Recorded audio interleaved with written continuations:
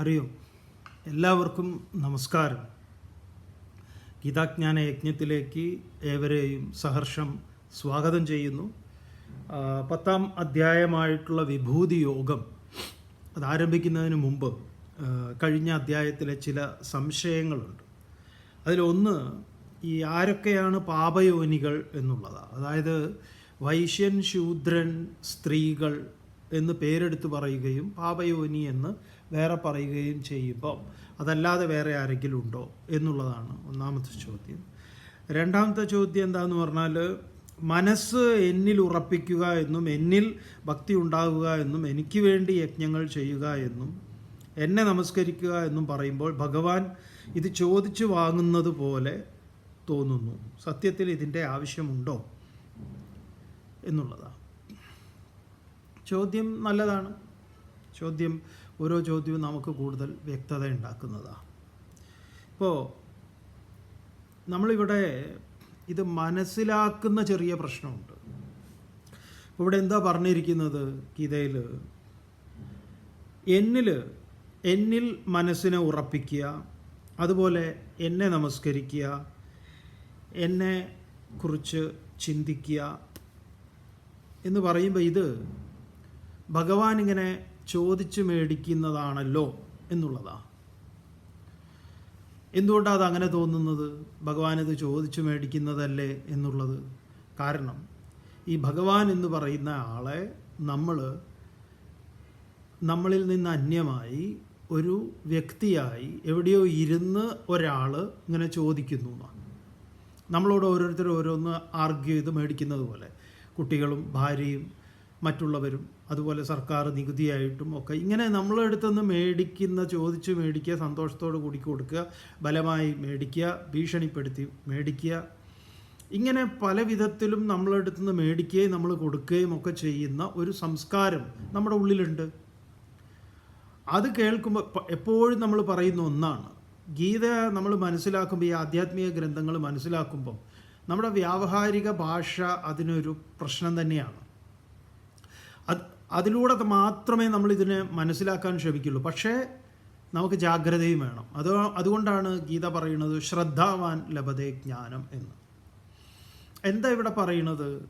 ഭഗവാനിൽ സമർപ്പിക്കുക, ഭഗവാനെ ചിന്തിക്കുക, ഭഗവാനെ നമസ്കരിക്കുക എന്ന് പറഞ്ഞാൽ പിന്നെ വേറെ ഒരാളില്ലെന്നേ. വേറൊരാൾ അപ്പുറത്ത് നിന്നത് മേടിക്കാൻ ഒരാളുണ്ടോ? ഇല്ല. അപ്പം നമ്മുടെ കരചരണങ്ങൾ എവിടെയാണോ മനോബുദ്ധി അതിൽ വ്യാപൃതമാകട്ടെ, ആ കർമ്മത്തിൽ വ്യാപൃതമാകട്ടെ, അത് മാത്രമേ ഉള്ളൂ. പിന്നെ എന്തില്ല? വേറെ ഇല്ല. എന്നിൽ സമർപ്പിക്കുക എന്ന് പറഞ്ഞാൽ അതാണ് പ്രപഞ്ച ആധാരമായിട്ടുള്ള ആ സത്യത്തിലേക്ക് സമർപ്പിക്കുക. നാമരൂപാദികൾ എന്താണ്? ആ യഥാർത്ഥ്യമാണ്, അതിലേക്ക് വ്യാപരിക്കാതിരിക്കുക. ഇതാണ്. അല്ലാതെ കൃഷ്ണൻ എന്ന് പറഞ്ഞ് നിങ്ങൾ ശിവകാശി കലണ്ടറിൽ കണ്ട ഒരു കൃഷ്ണൻ അപ്പുറത്തിരുന്നതാ ടാക്സ് പിരിക്കുന്നത് പോലെ, ഗുണ്ടാപ്പിരിവ് നടത്തുന്നത് പോലെ നമ്മളങ്ങനെ മനസ്സിലാക്കുന്നു. അതാണ് ഇതിൻ്റെ പ്രശ്നം. അപ്പം നമ്മുടെ മനസ്സിലാക്കലിൻ്റെ പ്രശ്നമാണ്. അതുകൊണ്ട് ഭഗവാൻ എന്നിൽ സമർപ്പിക്കുക എന്ന് പറഞ്ഞു കഴിഞ്ഞാൽ പിന്നെ അതാണ് മാം ഏകം ശരണം വ്രജ അഹം ത്വാ സർവപാപേഭ്യോ മോക്ഷയിഷ്യാമി മാ ശുച. ഇതിൻ്റെ സമാപനം വരുന്നത് അത് തന്നെയാണ്. ഗീത ഉപസംഹരിക്കുമ്പോൾ അങ്ങനെയാണ്, സർവധർമാൻ പരിത്യജ്യ മാം ഏകം ശരണം വ്രജ അഹം ത്വാ സർവപാപേഭ്യോ മോക്ഷയിഷ്യാമി മാ ശുച.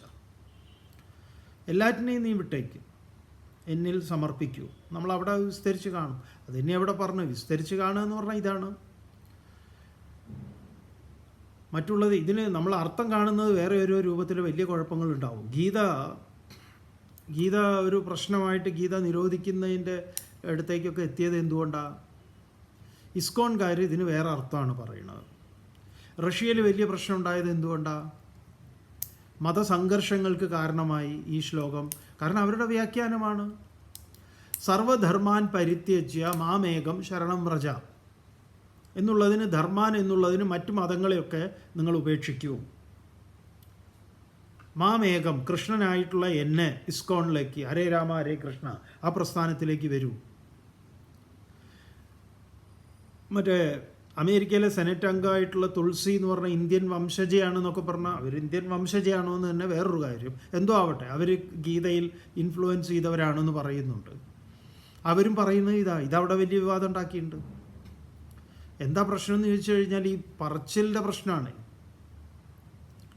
മാമേകം എന്നുള്ളത് നിങ്ങൾ കൃഷ്ണൻ എന്ന് പറഞ്ഞു കഴിഞ്ഞാൽ കൃഷ്ണനും കൃഷ്ണൻ്റെ ഫിലോസഫിയും അല്ലെങ്കിൽ കൃഷ്ണൻ്റെ ആൾക്കാരും എന്ന് പറയുന്നത് കാണുന്നതായി പ്രശ്നം. ഗീതയിൽ ഞാൻ ആരാണെന്ന് പറഞ്ഞിട്ടുണ്ട്.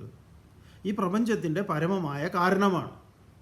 ആ പ്രപഞ്ചത്തിൻ്റെ പരമമായ കാരണത്തിലേക്ക് നിങ്ങൾ സമർപ്പിതരാകൂ എന്ന് പറഞ്ഞു കഴിഞ്ഞാൽ പിന്നെ നിങ്ങൾ ആ മറ്റ് മതങ്ങൾ, ഇസ്ലാം മതം ഉപേക്ഷിക്കൂ, ക്രിസ്തു മതം ഉപേക്ഷിക്കൂ, അല്ലെങ്കിൽ ശൈവ ഗാണപത്യ ശാക്തേയ ഇതൊക്കെ ഉപേക്ഷിക്കൂ, എന്നിട്ട് ഇസ്കോണിൽ മെമ്പർഷിപ്പ് എടുക്കുമെന്നാണോ? അങ്ങനെയാണ് ചിലർ പ്രചരിപ്പിക്കുന്നത്. അതുകൊണ്ടാണ് അത് നിരോധിക്കണം എന്നൊക്കെ പറഞ്ഞ് വലിയ ബഹളങ്ങൾ ഉണ്ടാക്കി. അതുകൊണ്ട് റഷ്യ അതിനൊരു വിശദീകരണം കൊടുത്തിരുന്നു. നല്ല വിശദീകരണം, നമുക്ക് വളരെ തൃപ്തിയായിട്ടുള്ള ഒന്നായിരുന്നു അത്. വർഷങ്ങൾക്ക് മുമ്പ്, അന്ന് ജോസഫ് പുലിക്കുന്നേൽ ഫാദർ, അദ്ദേഹം മരണപ്പെട്ടിട്ടില്ലല്ലോ അപ്പോഴല്ലേ. അപ്പോൾ ഞങ്ങൾ വൈലോപ്പള്ളി സംസ്കൃതി ഭവനിൽ അതുമായിട്ട് ബന്ധപ്പെട്ട ഒരു സെമിനാർ തന്നെ സംഘടിപ്പിച്ചിരുന്നു. അപ്പോൾ റഷ്യയുടെ വിശദീകരണം എന്താണെന്ന് പറഞ്ഞാൽ ഭഗവത്ഗീത ഞങ്ങൾക്ക് യാതൊരു പ്രശ്നവുമില്ല അവരുടെ കൾച്ചറൽ വിങ് പറഞ്ഞത്. ഭഗവത്ഗീതയല്ല, ഭഗവത്ഗീതയുടെ കമൻട്രിയാണ്. ഈ കമൻട്രി തെറ്റാണ് എന്ന് അവർ കൃത്യമായിട്ട് പറയുന്നു. ശരിയാണ്. അങ്ങനെയുള്ള ഈ വ്യാഖ്യാനങ്ങൾ കുഴപ്പങ്ങൾ ഉണ്ടാക്കും ആളുകൾക്ക്. അത് എല്ലാ മതങ്ങളിലും ഉണ്ടത്. അതുകൊണ്ട് ഇവിടെ നമ്മളിങ്ങനെ കരുതും, നീ എന്നെ നമസ്കരിക്കൂ എന്ന് പറയുമ്പോൾ നമ്മൾ വീണ്ടും ഈ ഗുരുവായൂരപ്പനെ വന്ന് ഗുരുവായൂർ നടയിൽ വന്ന് നമസ്കരിക്കൂ എന്ന് അർത്ഥം കാണുമ്പോൾ അതിന് ഗീത എന്ത് തെറ്റ് ചെയ്തു? നീ എന്നിലേക്ക് സമർപ്പിക്കൂ എന്ന് പറയുമ്പം ഇതുവരെ പറഞ്ഞു വന്നത് ഞാൻ എന്ന് പറയുന്ന ഭഗവാൻ, അഹം എന്ന് പറഞ്ഞുകൊണ്ട് ഭഗവാൻ എവിടെയൊക്കെ അവതരിപ്പിച്ചിട്ടുണ്ടോ അത് ഇട്ടാവട്ടത്തെ ഗോപാലനായിട്ടാണോ അവതരിപ്പിച്ചത്? അങ്ങനെയാണോ നിങ്ങൾ മനസ്സിലാക്കുന്നത്? അങ്ങനെ മനസ്സിലാക്കിയാൽ അത് നിങ്ങളുടെ പരിമിതിയാണ്. നിങ്ങൾ അങ്ങനെയാണ് അതിനെ ഉൾക്കൊള്ളുന്നത്. അതുകൊണ്ട് ആദ്യം നിങ്ങൾക്ക് ഈ കൃഷ്ണൻ പറയുന്ന ഈ അഹം എന്ന് പറയുന്ന അത് ഉറയ്ക്കണം. അത് തന്നിൽ നിന്ന് പോലും അന്യ അല്ല, എന്നിലെ അഹം തന്നെയാണത്. അപ്പോൾ ഇത് സംസാരിക്കുന്നത് ആരോടാണ്? എന്നോട് തന്നെയാണ്. അപ്പം ഞാൻ എന്നിലെ അഹത്തെ കണ്ടെത്തി കഴിഞ്ഞാൽ എനിക്ക് ഉപേക്ഷിക്കപ്പെടേണ്ടത് എന്താണ്? ഞാൻ എന്നിൽ സമർപ്പിതനാകുന്നത് എങ്ങനെയാണ്? എന്നിലെ കൃഷ്ണനിൽ ഞാൻ സമർപ്പിതനാകുകയും ആ കൃഷ്ണനിൽ നിന്ന് അന്യമായത്, അത് കൃഷ്ണൻ എന്നുള്ള ഒരു പ്രയോഗം കൃഷ്ണൻ പോലും ഗീതയിൽ പറഞ്ഞിട്ടില്ല. ആത്മാ, അവ്യക്തം, അചിന്യം, കൂടസ്ഥം, അചലം, ധ്രുവം, ഇതൊക്കെയാണ് പറഞ്ഞത്. അപ്രമേയം. അതുകൊണ്ട് അത് ശ്രദ്ധിക്കുക. ഇതാണ് അതിൽ ആ വിഷയത്തിൽ പറയാനുള്ളത്. രണ്ടാമത്തത് ഈ പാപയോനികൾ എന്ന് പറഞ്ഞാൽ ആരൊക്കെയാണ്? വൈശ്യരും ശൂദ്രരും സ്ത്രീകളെയും പറഞ്ഞിട്ടുണ്ട്, വേറെയും പറയും. അതെ. അപ്പോൾ അത് മനസ്സിലാക്കേണ്ടത്, അക്കാലത്ത് ഗീത പറയുന്ന സമയത്ത് നമ്മളിങ്ങനെ പലരെയും ക്ലാസിഫിക്കേഷൻ നടത്തിയിട്ടുണ്ട്. ഇവരൊന്നും ശരിയായി, ഇവരൊക്കെ ജന്മനാ ഇവരൊക്കെ എന്താ പറയുക പോക്ക് കേസാണ് എന്ന് ചില പൊട്ടന്മാർ അങ്ങനെ കരുതിയിട്ടുണ്ട്. ആ മണ്ടത്തരങ്ങളെ മുഴുവൻ ഗീത പൊളിച്ചടുക്കിയതാണ് ഇതിലൂടെ. അപ്പോൾ ഈ പാപയോനികൾ എന്ന് പറഞ്ഞാൽ ആരൊക്കെ പെടുമെന്ന് ചോദിച്ചാൽ ഒരുപാട് പേരുണ്ട് ആ ഗണത്തിൽപ്പെടുന്നത്. ഇപ്പോൾ പഴയ കാലത്താണെങ്കിൽ, പണ്ട് കാലത്ത് വേശ്യാവൃത്തി അനുവദനീയമായൊരു കാര്യമാണ്, നിയമം മൂലം അനുവദനീയമാണ്. ഇപ്പോൾ നമ്മൾ കാശിയുടെയൊക്കെ ചരിത്രം പരിശോധിക്കുകയാണെങ്കിൽ നിങ്ങൾ MTയുടെ വാരണസി വായിച്ചു കഴിഞ്ഞാൽ കാണാം. MTയോട് നമ്മൾ ഈ കാര്യങ്ങളൊക്കെ പേഴ്സണലായിട്ട് സംസാരിക്കുന്നുണ്ട് ചരിത്രത്തിൻ്റെ ഭാഗത്തിൽ നിന്ന്. അപ്പോൾ അത് ചരിത്രമാണ്, അദ്ദേഹം പറയും. അപ്പോൾ അദ്ദേഹം അതിൽ വാരണസിയിൽ ഉൾപ്പെടുത്തിയിട്ടുണ്ട്. അദ്ദേഹത്തിൻ്റെ വാരണസി എന്ന് പറഞ്ഞാൽ കൊച്ചു പുസ്തകം, വായിക്കണം നിങ്ങളത്. മലയാളത്തിലെ അതിസുന്ദരമായ MTയുടെ പുസ്തകങ്ങളൊന്നും പറയണ്ടല്ലോ. അപ്പോൾ അതിൽ രാജാവ് കൊടുക്കുന്ന നികുതിയേക്കാൾ നികുതി കൊടുക്കുന്ന വേശ്യാസ്ത്രീയുണ്ട്. വേശ്യാവൃത്തിയാണ് അവരുടെ ജോലി. പുരുഷന്മാരെ സന്തോഷിപ്പിക്കല. അപ്പോൾ വേശ്യാവൃത്തിക്ക് പണ്ട് കാലത്ത് നിയമമുണ്ട്, രാജനിയമമുണ്ട്. ആരാണ് അവരെ സമീപിക്കേണ്ടത് എന്നുണ്ട്. പലർക്കും ഉണ്ട്. ഭാര്യമാർ നഷ്ടപ്പെട്ടവർ അല്ലെങ്കിൽ അല്ലാത്ത അങ്ങനെയുള്ള ആളുകളൊക്കെ, അവർക്കൊക്കെ വേണ്ടിയിട്ടാണ് ഇവർ പ്രവർത്തിച്ചിരുന്നത് ഒരു കാലത്ത്. അപ്പോൾ ഇവർക്ക് ജനിക്കുന്ന കുട്ടികൾ ആരാണെന്നൊന്നും അറിയില്ല, ആരുടെ മക്കളാണ് ഏതാന്ന്. അപ്പോൾ അവരുടെയൊക്കെ മക്കളെ എന്താണ് ഇങ്ങനെ പാപയോനികൾ എന്ന് കണക്കാക്കും. അപ്പോൾ അവരെക്കുറിച്ച് പറയുക അങ്ങനെയാണ്. 2, വർണ്ണസങ്കരത്തിലൂടെ അർജുനൻ പറയുന്ന സ്ത്രീഷു ദുഷ്ടാസു ആർഷ്ണയ ജായതേ വർണ്ണസങ്കര എന്ന് പറയുന്ന, ഇന്നത്തെ ഭാഷയിൽ പറഞ്ഞാൽ ജാതിയും മതവും ഒക്കെ മാറി വിവാഹം കഴിച്ച് ജനിക്കുന്ന കുട്ടികൾ പാപയോനികളാണ്. അക്കാലത്തെ, ഇപ്പോഴല്ല. ഇന്ന് മനസ്സിലാക്കാൻ വേണ്ടി അങ്ങനെയാണ് നമ്മൾ പറയുക. അപ്പോൾ അക്കാലത്ത് അവരവരുടെ വർണ്ണത്തിൽ നിന്ന് വ്യത്യസ്തമായ വർണ്ണത്തിൽ സ്വീകരിച്ചിട്ടുള്ള ആളുകൾ. ഈവൻ നമ്മുടെ കേരളത്തിൽ പോലും NSS രൂപപ്പെടുന്നതിൻ്റെ കാര്യം എന്താ? NSS എന്ന സംഘടനയ്ക്ക് മന്നത്ത് പത്മനാഭൻ്റെ മനോബുദ്ധിയിൽ അങ്ങനെ ഒരു പ്രസ്ഥാനം ഉദിക്കുന്നതിൻ്റെ കാരണം എന്താണ്? ആ കമ്മ്യൂണിറ്റി ഇങ്ങനെ ഒരു താഴ്ത്തപ്പെട്ട് അല്ലെങ്കിൽ ഇങ്ങനെയുള്ള ഒരു പാപയോനികളാണെന്നുള്ള മട്ടിലുള്ള ഒരു ധാരണ സമൂഹത്തിലുണ്ടായിട്ടുണ്ട്. എന്താണ്? സവർണൻ എന്ന് പറയുന്ന നമ്പൂതിരിക്കൊക്കെ ഇതൊരു ചരിത്രമാണ്. അവൻ്റെ ഭാര്യ ആർത്തവ സമയത്ത് ഈ ശാരീരിക ബന്ധത്തിൽ ഏർപ്പെടാൻ പറ്റാത്തതുകൊണ്ട് മൂപ്പർക്ക് ആ സമയത്തും ശാരീരിക ബന്ധം വേണം എന്നുള്ളത് കൊണ്ട് അവർ നടത്തുന്ന ഏർപ്പാടുണ്ടായിരുന്നു. അതിന് ചില മനോഹരമായ പേരുകളൊക്കെ നടത്തിയിട്ടുണ്ട്. വേളി എന്ന് പറയുന്നത് ഭാര്യ. അത് നിയമാനുസൃതമായി സമൂഹത്തിൻ്റെ മുന്നിൽ വെച്ച് താലിയൊക്കെ കെട്ടിയിട്ടുള്ള, അത് നമ്പൂതിരി സമ്പ്രദായത്തിൽ നിന്ന് തന്നെയുള്ള സ്ത്രീയെ വിവാഹം കഴിക്കുന്നതാണ് വേളി.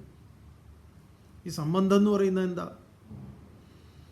നായർ സ്ത്രീകളെ നമ്പൂതിരിമാർ ഇതുപോലെ അവരുടെ ഈ ലൈംഗിക തൃഷ്ണയെ, ശാരീരിക ആവശ്യത്തെ നിറവേറ്റാൻ വേണ്ടി ഉപയോഗിച്ചിരുന്നു. സ്വാഭാവികമായിട്ടും അതിൽ സന്തതികൾ ജനിക്കും. ആ സന്തതികൾക്ക് അച്ഛനെന്ന് വിളിക്കാനുള്ള അവകാശമില്ല. ഈവൻ അദ്ദേഹം മരിച്ചു കഴിഞ്ഞാൽ മൃതദേഹം പോലും കാണാനുള്ള അവകാശമില്ല. മന്നത്ത് പത്മനാഭൻ അങ്ങനെയൊരു സന്തതി കൂടിയാണ്. അപ്പം അദ്ദേഹത്തിൻ്റെ കഥ നിങ്ങൾ ചരിത്രം ഉണ്ട്, അത് വായിച്ചു നോക്കിയാൽ അറിയാം. അപ്പം അങ്ങനെ അവരെ എങ്ങനെയാണ് സമൂഹം അംഗീകരിക്കുക എന്ന് പറഞ്ഞാൽ, അവർക്ക് ഈ പറഞ്ഞതുപോലെ അവരുടെ കുട്ടികൾക്ക് ഈ പറഞ്ഞ മറ്റു കുട്ടികളെ പോലുള്ള അവകാശങ്ങളോ കാര്യങ്ങളോ ഒന്നുമില്ല. മരണാനന്തരം അവർ കർമ്മം ചെയ്യില്ല അച്ഛന് വേണ്ടിയിട്ട്. മൃതദേഹം കാണാനുള്ള അവകാശമില്ല, എന്നിട്ട് വേണ്ടേ. മടിയിലിരിക്കാനുള്ള അവകാശമില്ല, സ്വത്തിന് അവകാശമില്ല. ഇതൊക്കെ പണ്ട്. ഇന്നങ്ങനെയല്ല. ഇന്ന് എല്ലാ അവകാശവും ഉണ്ട്. കാരണം ഇന്ന് അതിൻ്റെ ആ കാര്യങ്ങളെല്ലാം മാറി. മതപരമായിട്ട് നിങ്ങൾ വേളിയോ എന്തെങ്കിലുമൊക്കെ നടത്തിക്കോളൂ, പക്ഷേ അതെന്താണ്? വിവാഹമാണ്. അപ്പം ഇങ്ങനെ ജനിക്കുന്ന സന്തതികളൊക്കെ പണ്ട് കാലത്ത് പാപയോനികളാണ്. പണ്ട് കാലത്തെ അടിവരയിട്ട് മനസ്സിലാക്കണം, ഇപ്പോഴല്ല. അപ്പം ഗീതയുടെ സമയത്ത് ഇത്തരം വർണ്ണസങ്കരങ്ങൾ ഉണ്ടായിട്ടുള്ള, ഇങ്ങനെ പറഞ്ഞിട്ടുള്ള ഇങ്ങനെയുള്ള ആളുകളൊക്കെ ഈ ഗണത്തിലാണ് പെടുത്തിപ്പോന്നിരുന്നത്. അവർ പൊതുവെ അക്കാലത്ത് സമൂഹം മാറ്റി നിർത്തപ്പെട്ടിരുന്നു പല വിധത്തിലും. അപ്പോൾ നമ്മൾ പറയുമല്ലോ, ഇപ്പോൾ എന്തിനാ ഒരു വളരെ മലയാളത്തിൽ വളരെ മനോഹരമായിട്ടുള്ളൊരു സിനിമ, ആരായിരുന്നു അത് ചെയ്തതെന്നറിയില്ല, സപിണ്ടി എന്നാണ് സിനിമയുടെ പേര്, അതാണ് തോന്നുന്നുണ്ട്. സപിണ്ടി എന്ന് പറഞ്ഞാൽ ഈ മരിച്ചവരുടെ പിണ്ടം ചോറുണ്ണുന്നവനാണ്. നമ്മൾ ഈ ആരച്ചാരുണ്ടല്ലോ, ആരച്ചാരുടെ ഫാമിലി എന്നൊക്കെ പോയിട്ട് ആരെങ്കിലും അദ്ദേഹത്തിൻ്റെ മകളെ വിവാഹം കഴിക്കുക എന്നൊക്കെ പറഞ്ഞാൽ വളരെ ദുർഘടമായിട്ടുള്ളൊരു ജീവിതമാണ് അവർ സമൂഹത്തിലെ വല്ലാത്തൊരു അവസ്ഥയിൽ കഴിഞ്ഞിരുന്നവരാണ്. അങ്ങനെയുള്ള കുറേ ജോലി ആയിട്ട് ബന്ധപ്പെട്ടവരുണ്ടായിരുന്നു. അപ്പോൾ അവരൊക്കെ നിങ്ങൾക്കറിയോ പഴയ മനുഷ്യൻ്റെ മലം ചുമക്കുന്ന ആളുകൾ തോട്ടികൾ എന്നാണ് അവർ പറയുക. ഇന്നതൊന്നുമില്ല. ഇന്നത്തെ പുതിയ തലമുറയ്ക്കൊന്നും അത് അറിയില്ല അങ്ങനെ ഉണ്ടായിരുന്നോ എന്നുള്ളത്. അവരധികാലത്ത് ഇതും ബക്കറ്റിലാക്കി ചുമന്ന് ഓരോരോ സ്ഥലങ്ങളിൽ നിന്ന് ഓരോ സ്ഥലങ്ങളിൽ കൊണ്ടുപോയിട്ട് വേറൊരു വലിയൊരു വാട്ടർ ടാങ്ക് പോലുള്ളതിൽ ഒഴിച്ച് അതിൽ കൈവണ്ടിയായിട്ട് അതിനെ വലിച്ചു കൊണ്ടുപോയി അവർ താമസിക്കുന്ന കോളനികൾ, ഇവരെയൊക്കെ പാപയോനയഹ എന്നാണ്. ഈ മനുഷ്യൻ തന്നെ മറ്റുള്ളവരെ പീഡിപ്പിച്ച് അവരെ പീഡനത്തിന് വിധേയരാക്കിയിട്ട് അവർക്ക് ഇങ്ങനെ ഒരു കാറ്റഗറിയിലും പെടുത്തിയിരിക്കുക. ഏത് അവർ സേവനം ചെയ്യുന്നവരാ, അവരെ മുഖ്യധാരയിൽ, സമൂഹത്തിൻ്റെ മുഖ്യധാരയിൽ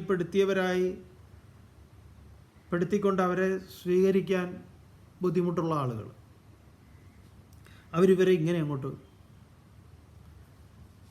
ഏർപ്പെടുത്തി വെച്ചു. അപ്പോൾ അവരൊക്കെ ആരാണെന്ന് ചോദിച്ചാൽ പാപയോനയഹ എന്ന് പറയും. പാപയോനികൾ എന്ന് പറഞ്ഞാൽ തിരസ്കരിക്കപ്പെട്ട ആളുകൾ, സമൂഹത്തിൽ നിന്ന് തിരസ്കരിക്കപ്പെട്ട ആളുകൾ. ശരിയായ സമൂഹത്തിൽ നിന്നാണോ? അല്ല. വിവരദോഷികളായിട്ടുള്ള, വിവരക്കേട് മാത്രം തലയ്ക്കകത്തുള്ള ഈ എന്താ പറയുക, പൊട്ടന്മാരുടെ ഇടയിൽ തിരസ്കരിക്കപ്പെട്ടവർ. അല്ലാതെ സമൂഹത്തിൽ നിന്ന് തിരസ്കരിക്കപ്പെട്ടവർ എന്ന് പറയുന്നത് വലിയ അപകടം പിടിച്ച ഒന്നാണ്. കാരണം സമൂഹം അവരെ തിരസ്കരിക്കുന്നില്ല വാസ്തവത്തിൽ, ശരിയായ സമൂഹം. ഇങ്ങനത്തെ കുറച്ച് വിവരദോഷികൾ അത് ഇന്നും ഉണ്ടല്ലോ, ഇന്നുമില്ലേ, ഇന്നും അതൊക്കെ ഉണ്ടല്ലോ. നോർത്തിലൊക്കെ പോയാൽ വളരെ ഉണ്ടെന്നേ. നമ്മൾ ആശ്രമത്തിൻ്റെ ഉദ്ഘാടനത്തിന് കാശികാനന്ദഗിരി സ്വാമിജിയെ വിളിക്കുന്ന സമയത്ത് നമ്മളോട് ചില സ്വാമിമാർ പറഞ്ഞതാണ് അവിടുത്തെ വിവരദോഷികൾ ഈ ഇട്ട കുപ്പായവും പഠിച്ച വേദാന്തവുമായിട്ട് ഒരു പുലബന്ധം ഇല്ലാത്ത കാര്യങ്ങളാണ്. അവരൊന്നും വേദാന്തം പഠിച്ചിട്ടുണ്ടോ എന്ന് സംശയമാണ്. എന്താ അവിടെ കേരളത്തിൽ നിങ്ങൾക്ക് ഇങ്ങനത്തെ ജാതി മതമൊന്നും ഇല്ല, അവിടെ ഈ ശ്രീനാരായണ ഗുരു എല്ലാവരെയും വിടക്കാക്കിയിട്ടുണ്ടെന്നാണ് ഇവർ പറയുന്നത്. എന്താണ് അവിടെ ഞങ്ങൾ എയർപോർട്ടിൽ നിന്ന് ഞങ്ങളെ കൂട്ടിക്കൊണ്ടുപോകണത് മുസൽമാനല്ലാന്ന് എന്താ ഉറപ്പ് എന്ന്. അപ്പോൾ നമ്മൾ ചോദിച്ചു, ഈ ഫ്ലൈറ്റ് ഓടിക്കുന്ന ആളെ, പൈലറ്റ് ഹിന്ദു ആയി ഇരിക്കണം എന്നുള്ളതിന് നമുക്ക് ഒരു നിർബന്ധമില്ലല്ലോ. ഈ ട്രെയിനിലാണ് ഓടിക്കുന്നത്, ഒരു ഫ്ലൈറ്റ് ടിക്കറ്റൊക്കെ എടുത്ത് തരികയാണെങ്കിൽ ഞാൻ വരാമെന്ന് പറഞ്ഞു. വേറൊരു വിദ്വാൻ, നമുക്ക് അങ്ങോട്ട് വരണമെന്ന് ഒരു നിർബന്ധമില്ലേ, വെറുതെ വന്നു കൂടി ഇങ്ങനെ ഓരോ അഭിപ്രായം പറയാം. അപ്പം അങ്ങനെയുള്ള ആൾക്കാരുണ്ട്. നോർത്തിലൊക്കെ അതുണ്ട്. അവർ നോക്കും ഡ്രൈവർ ആരാണ്, പോകുന്ന കട ഏതാണ്, എന്താണ്, എല്ലാം അങ്ങനെ നോക്കുന്നവരുണ്ട്. അവസാനം വല്ല റോഡിൻ്റെ കിടന്ന് ഇത് എടുത്തു കൊണ്ടുപോകുന്നവർ ഇതൊന്നും ആയിരിക്കില്ല. അപ്പോഴാണ് ഇതൊക്കെ മനസ്സിലാവുക. അതുകൊണ്ട് നമ്മൾ മലയാളികൾ ഒരുപാട് ഇങ്ങനെയുള്ള കാര്യങ്ങളിൽ ഭാഗ്യം ചെയ്തവരാട്ടോ. കാരണം ഇതിൻ്റെ ഒരു തീവ്രത അനുഭവിക്കുന്നവരല്ല നമ്മൾ. നിങ്ങൾക്കത് എങ്ങനെ പറഞ്ഞാൽ മനസ്സിലാവുന്ന അറിയില്ല. നിങ്ങൾ പുറത്തൊക്കെ പോയിട്ട് അത് കാണണം.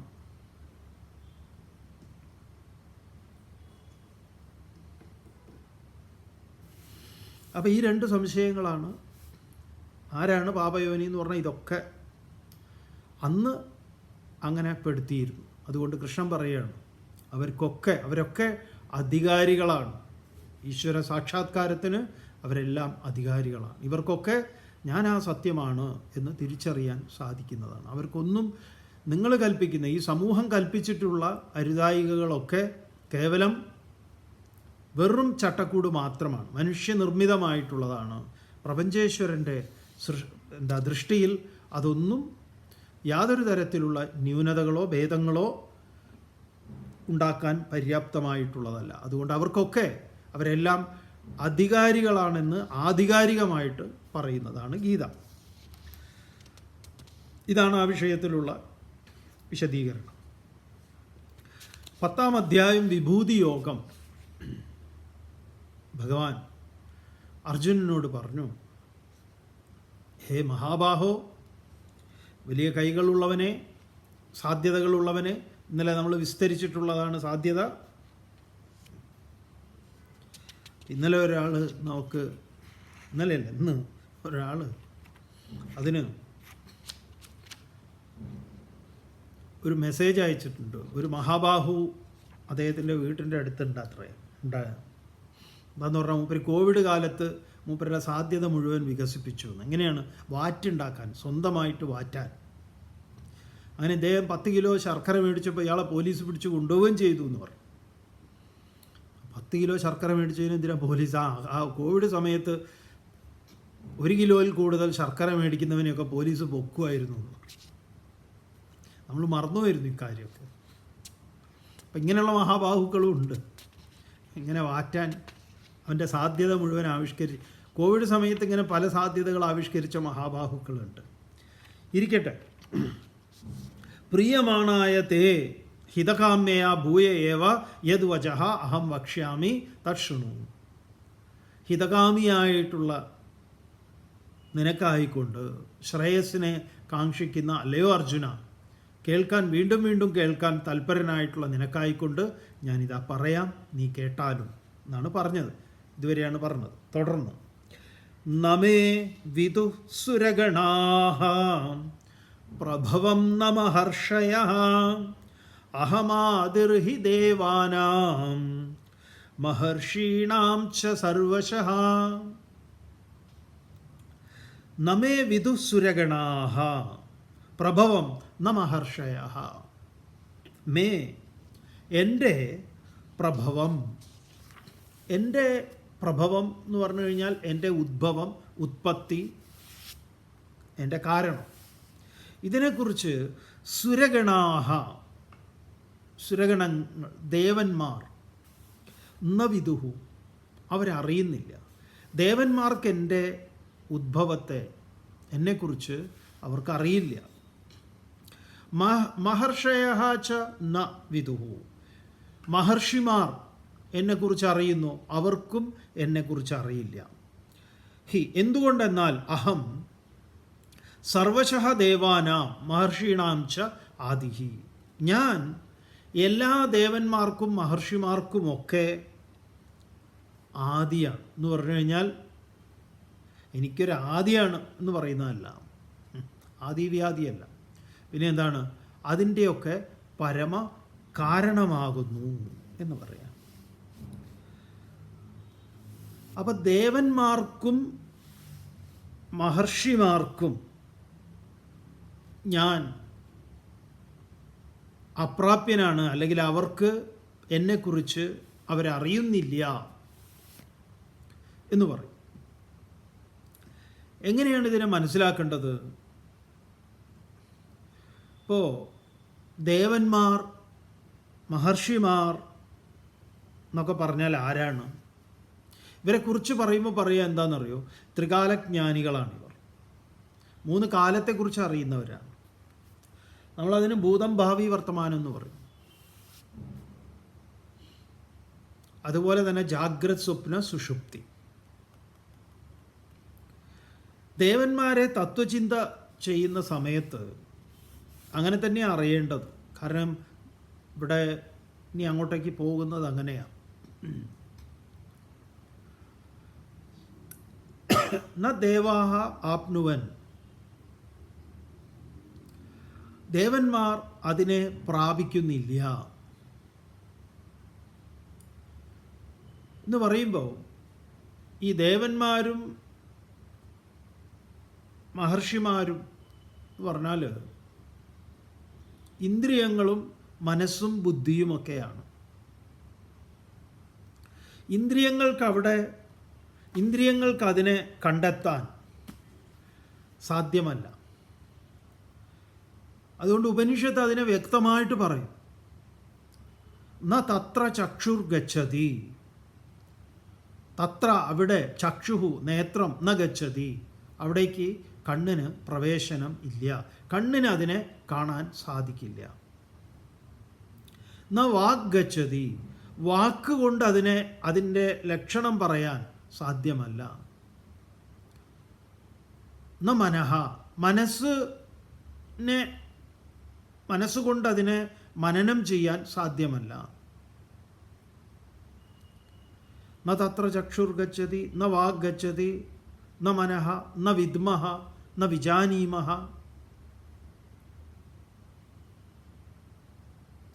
എന്നാൽ യത് ചക്ഷുഷ ന പശ്യതി യേന ചക്ഷുംഷി പശ്യതി.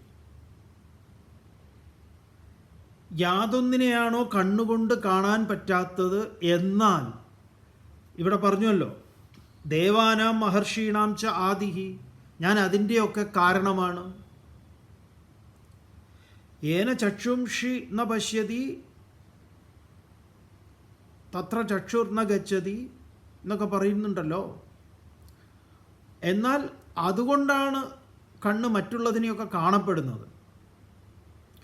യത് പ്രാണേന ന പ്രാണിതി ഏന പ്രാണ പ്രണീയതേ, യത് ചക്ഷുഷാ ന പശ്യതി ഏന ചക്ഷുംഷി പശ്യതി, യത് ശ്രോത്രേണ ന ശൃണോതി ഏന ശ്രോത്രമിതം ശ്രുതം.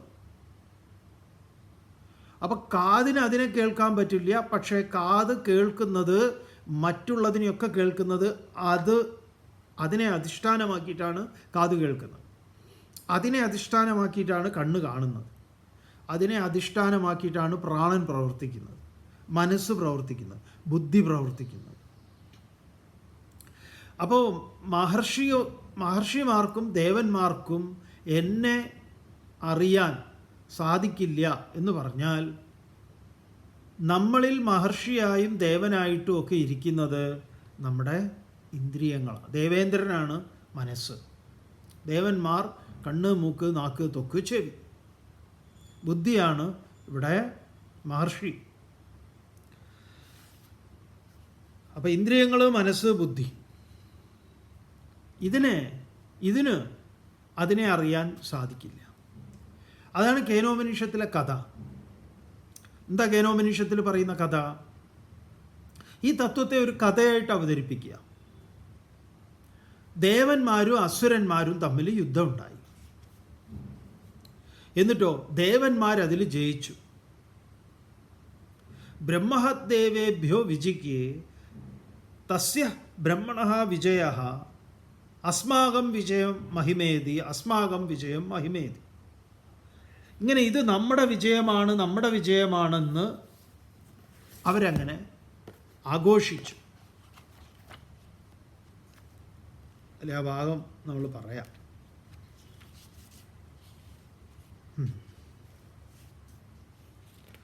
കേനത്തിൻ്റെ അവസാന ഭാഗത്താണ്. ബ്രഹ്മദേവേഭ്യോ വിജിക്യേ തസ്യ ബ്രഹ്മണോ വിജയേ ദേവാ അമഹീയന്ത തൈക്ഷന്താസ്മാകമേവായം വിജയോ സ്മാകമേവായം വിജയോ മഹിമേതി.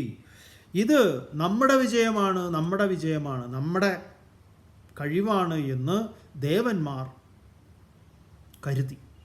അവരങ്ങനെ അവരാഘോഷിക്കാൻ തീരുമാനിച്ചു. തദ്ദേശാം വിജജ്ഞോ തേഭ്യോഹ പ്രാദുർബഭൂവ തന്ന വ്യജാനത കിമിതം യക്ഷമിതി. അങ്ങനെ ഇവർ അതിനിങ്ങനെ ആഘോഷിക്കുമ്പോഴാണ് അവിടെ ഒരു യക്ഷൻ്റെ രൂപം അവിടെ പ്രകടമായി. കിമിതം യക്ഷമിതി, ഏതാണ് ഈ യക്ഷൻ?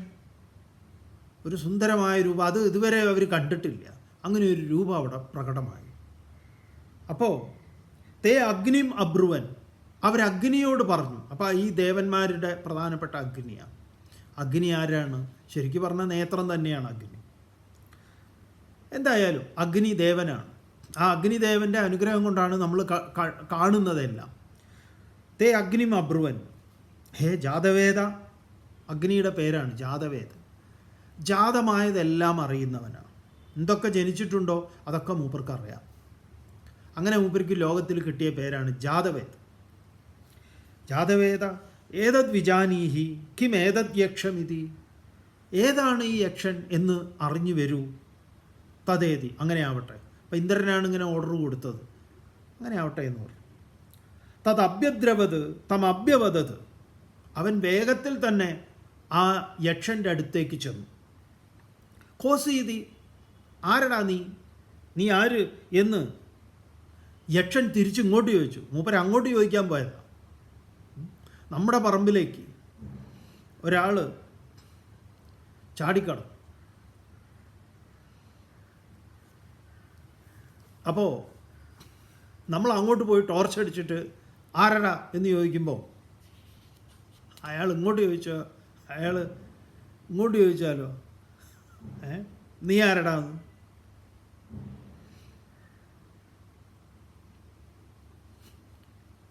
അപ്പോൾ അതുപോലെയാണ്.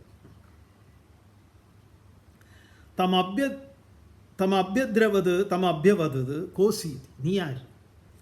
അപ്പോൾ മൂപ്പര് വേഗം അനുസരണയുള്ള കുട്ടിയെ പോലെ പറഞ്ഞു, അഗ്നിർവാഹം അസ്മീതി, ഞാൻ അഗ്നിയാണ് എന്ന്. അഗ്നിയോടൊക്കെ പേര് ചോദിക്കുക എന്ന് പറഞ്ഞാൽ വളരെ മോശമാണ്. മാത്രമല്ല മൂപ്പര് വീണ്ടും പറയുക, അബ്രവീത് ജാതവേദാവാഹം അസ്മീതി, എനിക്ക് വേറൊരു പേരും കൂടെ ഉണ്ട്, ജാതവേദന് എൻ്റെ നിക്ക് നെയിമാണെന്ന് പറയാം. തസ്മിൻ തൊയ് കിം വീര്യം, നോക്കണേ, അഗ്നിയോട് ചോദിക്കുക, എടാ നിനക്ക് എന്ത് വീര്യമുണ്ട് എന്ന്. സർവം ദഹേയം യതിദം പൃഥിവ്യാമിതി, ഈ ഭൂമിയിൽ എന്തൊക്കെ ഉണ്ടോ അതിനെ മുഴുവൻ ഞാൻ ദഹിപ്പിക്കുന്നു. അപ്പോൾ തസ്മൈ, അവനായിക്കൊണ്ട്, അഗ്നിക്കായിക്കൊണ്ട്, തൃണം നിദധ ഏതദ്ദഹേതി, ഒരു പുല്ലിനിട്ട് കൊടുത്തു. അവിടുന്ന് ഒരു പുല്ലെടുത്തിട്ട് ഇട്ട് കൊടുത്തിട്ട് പറഞ്ഞു, ഇതിനെ ഒന്ന് നീ ദഹിപ്പിക്കുമെന്ന്. അഗ്നിയോടെ ഒരു പുല്ലിനെ ദഹിപ്പിക്കാൻ. അപ്പം അഗ്നിക്ക് അത് ഒരു ടാർഗറ്റ് അല്ല. ഒരു പുല്ലൊക്കെ ദഹിപ്പിക്കുക എന്ന് പറഞ്ഞു കഴിഞ്ഞാൽ എന്തിനാ? അഗ്നിയൊന്നും അടുത്തേക്ക് പോയാൽ പുല്ലിൻ്റെ കഥ കഴിയില്ലേ? തതുപപ്രേയായ, അവൻ പതുക്കെ അടുത്തേക്ക് ചെന്നു. പുല്ലിന് ഒരു മാറ്റമില്ല. സർവജവേന, വീണ്ടും അതിൻ്റെ എല്ലാ ശക്തിയും എടുത്തു. തന്നെ ശശാകദഗ്ധും, അതിനെ ദഹിപ്പിക്കാൻ പോയിട്ടൊന്ന് ഉണക്കാൻ പോലും അഗ്നിയുടെ മുഴുവൻ ശക്തി എടുത്തിട്ട് സാധിച്ചില്ല. സ തഥ ഏവ നിവർവൃതേ, അവൻ വേഗം അവിടുന്ന് രക്ഷപ്പെട്ടു, ഇങ്ങോട്ട് പോകുന്നു. നൈതദശകം വിജ്ഞാതും യഥേതത് യക്ഷമിതി, മൂപ്പര് വന്ന് യമനോട്, ഇന്ദ്രനോട് പറഞ്ഞു, അറിയില്ല, എനിക്കറിയില്ല, ഇതാരാണെന്ന് എനിക്ക് ഒരു പിടിയും കിട്ടിയിട്ടില്ല. മൂപ്പര് വേഗം, ചിലരുണ്ടല്ലോ, നമ്മൾ ഭയങ്കര ഈ ക്രിക്കറ്റൊക്കെ കാണുമ്പോൾ ഒരാൾ ഔട്ടായി, അടുത്ത ആളെ ഇറങ്ങുക ബാറ്റൊക്കെ ആയിട്ട്, കരഘോഷമാണ് ഗാലറി മൊത്തം. ഒന്നാമത്തെ ബോളിന് ക്ലീൻ ഔട്ട്, പിന്നെ തിരിച്ചു വരവ് എങ്ങനെ ഉണ്ടാവും? അതേപോലെ ഓരോരുത്തന്മാർ ബാറ്റ് ചെയ്യാൻ പോയിട്ട് തിരിച്ചു വരിക. അടുത്ത ആളാരാണ്? ബാറ്റ് ഇങ്ങനെ തറയിലൊക്കെ കൊത്തി ഇങ്ങനെ റെഡിയായി നിൽക്കുകയാണ്. ആര്? വായു. ഇന്ദ്രൻ പറഞ്ഞു, ഇറങ്ങടാ നീ. അതാ വായു അബ്രുവന്, വായുവിനോട് പറഞ്ഞു, വായോ ഏതത് വിജാനീഹി കിമേതത് യക്ഷമിതി, ആരാണിവൻ, ഈ രൂപം? മൂപ്പര് പറഞ്ഞു, തതേതി, അങ്ങനെ ആവട്ടെ, അല്ലെങ്കിൽ ഇവനൊക്കെ എന്തിനു പറ്റുമെന്ന് പറയാം, അഗ്നിയൊക്കെ. മൂപ്പര് ചെന്നു. തദ്ഭ്യദ്രവത്, അങ്ങോട്ടേക്ക് ചെന്നു, അടുത്തേക്ക് ചെന്നു. തമഭ്യവദത്ത്, അങ്ങോട്ട് ചോദിക്കാൻ പോകുന്നതിന് മുമ്പ് ഇങ്ങോട്ട് ദേ ചോദ്യം. കോസീതി, ആരടാ നീ? വായുർവാഹം അസ്മീതി, വായുവാണ് ഞാൻ. മാതരിശ്വാവാഹം അസ്മീതി, മാതരിശ്വാവ് എന്നുള്ളൊരു പേരും എനിക്ക് ഉണ്ട്, എൻ്റെ ഫാമിലി നെയിമാണ്. ആളുകൾ അങ്ങനെ പറഞ്ഞാലും എന്നെ അറിയും. നിങ്ങൾക്ക് എന്നെ അറിയില്ല എന്നുള്ളത് വലിയ അത്ഭുതം തന്നെ. എന്നോട് പേര് ചോദിക്കുന്ന ആദ്യമായിട്ട് ഒരാൾ എന്ന മട്ടിൽ അഗ്നിയോട് ചോദിച്ച അതേ ചോദ്യം. തസ്മിൻ ത്വയി കിം വീര്യമിത്യഭീതം, ഇരിക്കട്ടെ, നീ ഇത്ര വലിയ കേമനാണെങ്കിൽ നിനക്ക് എന്ത് വീര്യമുണ്ടോ? സർവമാദതീയ യതിദം പൃഥിവ്യാമിതി, എല്ലാറ്റിനെയും ഞാൻ അടിച്ചു പറപ്പിക്കും ഈ ഭൂമിയിൽ, ഒറ്റയൊന്നും ഒഴിയാതെ. സൂപ്പർ സൈക്ലോൺ, ഞാനൊന്ന് തുമ്മുന്നതാണ്. ഞാൻ ചെറുതായിട്ടൊന്ന് ഉണ്ടാക്കിയാൽ സുനാമിയൊക്കെ, എന്നെക്കുറിച്ച് അറിയില്ല നിങ്ങൾക്ക് വാസ്തവത്തിൽ, ഞാൻ ഭയങ്കരനാന്ന് പറയാം. ആവട്ടെ, അതേ പുല്ല് അവിടെ ഉണ്ട്. തസ്മൈ തൃണം നിദദാത് വേദദാതസ്വേദി, ഇതിനെ ഒന്ന് പറപ്പിക്കൂ. ഒരു പുല്ലിനെ പറപ്പിക്കാൻ വായുവിന് എത്ര ശക്തി വേണം? തതുപപ്രേയായ, അതടുത്തേക്കൊന്ന് ചെന്നു, ഒരനക്കുമില്ല. സർവജവേന, അതിൻ്റെ എല്ലാ ശക്തിയും, ഒടുക്കത്തെ ശക്തിയും എടുത്ത്, തന്നെ ശശാകധാതും, അതിനെ ഒന്ന് ഇളക്കാൻ അശക്തനായി, സ തഥ ഏവ നിവർവൃതേ, അവൻ അവിടുന്ന് തിരിച്ചു പോകും. എന്നിട്ടോ നൈതദശകം വിജ്ഞാതും യഥേതത് യക്ഷമിതി, ഏതാണ് ഈ യക്ഷൻ, ഏതാണ് ഈ രൂപം എന്ന് എനിക്കറിയില്ല എന്ന് പറഞ്ഞ് മൂപ്പരും ഒന്നാമത്തെ ബൗളിന് തന്നെ ക്ലീൻ ഔട്ട്, കുറ്റിയടക്കം പോയി എന്ന് പറയാം. അല്ലെങ്കിൽ LBW നമ്മൾ ചെന്നൈയിൽ നിന്ന് ഒരു പയ്യൻ പറയാം, LBW എന്ന് പറഞ്ഞാൽ സ്വാമിക്ക് എന്താണെന്നറിയോ? ഇല്ല. അതിവിടെ ലുങ്കി ബിഫോർ വിക്കറ്റാണെന്ന്. കളിക്കുമ്പോൾ ലുങ്കിക്ക് കെട്ടിയാൽ മുണ്ടിന് കെട്ടുന്നതാണ് മുണ്ടിന് കെട്ടിയാലും LBW ആണെന്ന് പറയും. എന്തായാലും വായു LBW ആയിട്ട് ഇങ്ങോട്ട് പോകുന്നു. വായുവും ഔട്ടായി. അവസാനം ഇവരെല്ലാം കൂടെ ഇന്ദ്രനോട് പറയാം, അതേന്ദ്രമബ്രുവന് മഗവന് ഏതത് വിജാനീഹി കിം ഏതത് യക്ഷമിതി. മഗവന്, ഈ വലിയ യജ്ഞത്തിൻ്റെയും യാഗത്തിൻ്റെയും ഒക്കെ ഫലം അനുഭവിച്ചിട്ടുള്ള അല്ലയോ ഇന്ദ്ര ദേവ, അങ്ങ് തന്നെ അറിയൂ ആരാണ്. കിം ഏതത് യക്ഷമിതി, ആരാണ് ഈ യക്ഷൻ, ഈ രൂപം എന്നറിയൂ. തതേതി, അങ്ങനെ ആവട്ടടാ, നിങ്ങളെയൊക്കെ പറഞ്ഞു വിട്ട എന്നെ വേണം പറയാൻ എന്ന മട്ടിൽ മൂപ്പര് പോയി. തം അഭ്യദ്രവത്, അവിടെ ചെന്നപ്പോൾ തസ്മാത് തിരോധതെ, അതിനെ കാണാൻ തന്നെ ഇല്ല. അപ്പോഴോ സ തസ്മിന്നേവാകാശേ സ്ത്രീയമാചകാമ ബഹുശോഭമാനാം ഉമാം ഹൈമവതീം താം ഹോവാച കിമേതത് യക്ഷമിതി. അപ്പോൾ അവിടെ ആ യക്ഷൻ്റെ രൂപമൊക്കെ മാറി അവിടെ ഒരു നല്ല സുന്ദരിയായ സ്ത്രീ പ്രത്യക്ഷപ്പെട്ടു. ആരാണ് ആ സ്ത്രീ? ഉമാം ഹൈമവതി, ഹിമവാൻ്റെ പുത്രിയായിട്ടുള്ള സാക്ഷാൽ ഹിമവത് വിഭൂതിയായിട്ടുള്ള സുന്ദരിയായിട്ടുള്ള ഹൈമവതി. എന്നിട്ടോ അപ്പം ആ ഹൈമവതിയോട് ചോദിച്ചു ഇന്ദ്രൻ, ഈ യക്ഷൻ ആരാണ്? അപ്പം ആ യക്ഷൻ ആരാണെന്ന് ഹൈമവതി ഇന്ദ്രന് മറുപടി കൊടുത്തു. സാ ബ്രഹ്മേതി ഹോവാച, അത് ബ്രഹ്മമാണ് ഇന്ദ്ര. ബ്രഹ്മണഃ വാ ഏതദ് വിജയേ മഹീയത്വമിതി, ബ്രഹ്മത്തിൻ്റെ വിജയം കൊണ്ടാണ് നിങ്ങൾ മഹിമയുള്ളവരായത്. തതോ ഹൈവ വിദാംചകാര ബ്രഹ്മേതി. അങ്ങനെ ഇന്ദ്രൻ ഉമയിൽ നിന്ന് ബ്രഹ്മത്തിൻ്റെ മഹത്വം അറിഞ്ഞു. തസ്മാത് വാ ഏതേ ദേവ അതിതരാമിവ അന്യാൻ ദേവാൻ ഏത് അഗ്നിർവായുരിന്ദ്രസ്തേ ഹേനന്യേദിഷ്ടം ബസ്പർശുസ്തേ ഹേനത് പ്രഥമോ വിദാംശകാര ബ്രഹ്മേതി. അങ്ങനെ മറ്റ് ദേവന്മാരെക്കാൾ ഇന്ദ്രൻ ശ്രേഷ്ഠനായി.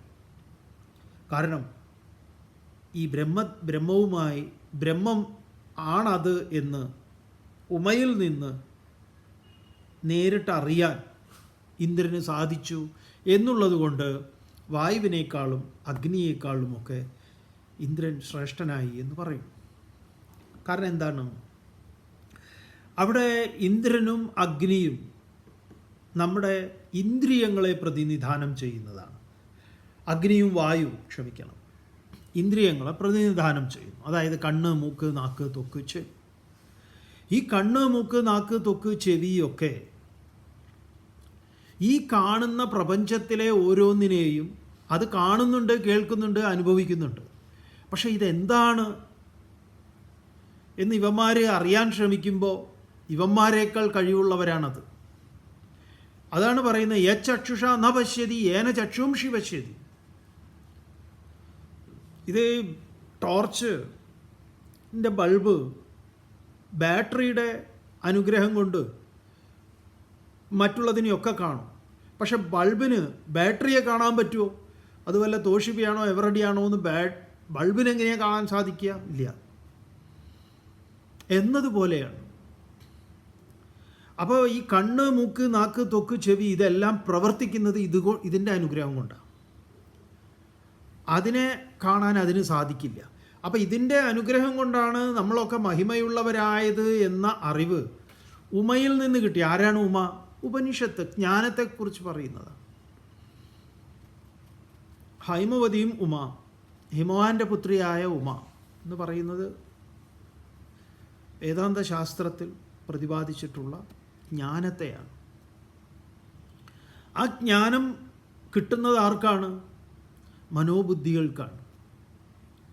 അങ്ങനെ മനോബുദ്ധികൾ ഇന്ദ്രിയങ്ങളെ ബോധിപ്പിക്കും ഇന്നതാണത് എന്ന്. മനസ്സിന് ബുദ്ധി പറഞ്ഞു കൊടുക്കും. അതാണിവിടെ ഈ പറഞ്ഞ ദേവന്മാർക്കും മഹർഷിമാർക്കും എന്നെ അറിയില്ല, അവർക്ക് കാരണമായിട്ടുള്ളവനാണ് ഞാൻ എന്നുള്ളതിനെ നമ്മുടെ വ്യക്തിതലത്തിലേക്ക് നമ്മളിലേക്ക് നമ്മൾ ഈ ശ്ലോകത്തെ അന്വയിപ്പിക്കുമ്പോൾ അതിൻ്റെ തത്വചിന്ത ചെയ്യുന്ന സമയത്ത് നമുക്ക് വെളിപ്പെട്ട് കിട്ടുക. ഇനി ഇതിൻ്റെ ബാക്കി ഭാഗങ്ങളുണ്ട് വളരെ മനോഹരമായിട്ടുള്ള. 10-ാം അധ്യായം വിഭൂതി യോഗം അതിസുന്ദരമാണ്. ഇങ്ങനെ നമ്മൾ സമഷ്ടിയെയും വ്യഷ്ടിയെയും ഇങ്ങനെ ഒരേ സമയം കൊണ്ടുപോകുന്നതാണ്. നമുക്ക് നാളെ കാണാം. ഓം പൂർണ്ണമദഃ പൂർണ്ണമിദം പൂർണ്ണാത് പൂർണ്ണമുദച്യതേ പൂർണ്ണസ്യ പൂർണ്ണമാദായ പൂർണ്ണമേവാവശിഷ്യതേ. ഓം ശാന്തി ശാന്തി ശാന്തി. ഹരി ഓം. ശ്രീ ഗുരുഭ്യോ നമഃ. ഹരി ഓം.